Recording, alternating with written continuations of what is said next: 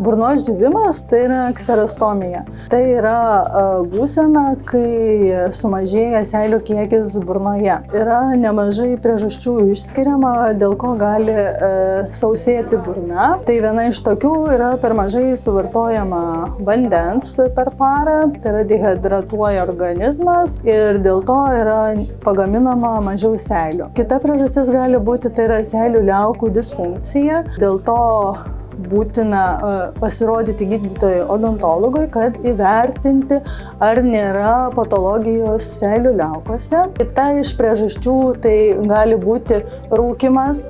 Tabake esantis toksinai slopina seilių liaukų funkciją ir yra mažiau išskiriama seilių. Kita priežastis taip pat gali būti alkoholio vartojimas. Alkoholis ne vien tik tai organizme dehidratuoja, bet ir sumažina seilių išsiskyrimą. Viena iš priežasčių galėtų būti kvėpavimas per burną, kapų nešiojimas, stresas. Jeigu džiūsta burna, pradžioje galima namų sąlygom bandyti atstatyti tą seilių gamybą.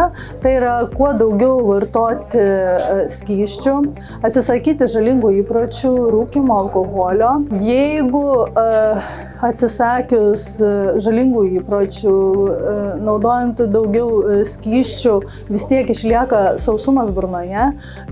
Jeigu pastebima ir sausumas akyse ir tai pradeda varginti pacientą, tai būtina pasirodyti gydytojui odontologui, kad būtų įvertinta būklė ir tada jau gydytojas odontologas nukreips reikiamam specialistui, kad būtų tiksliau išaiškinta priežastis, dėl ko atsirado seilių gamybos sutrikimas.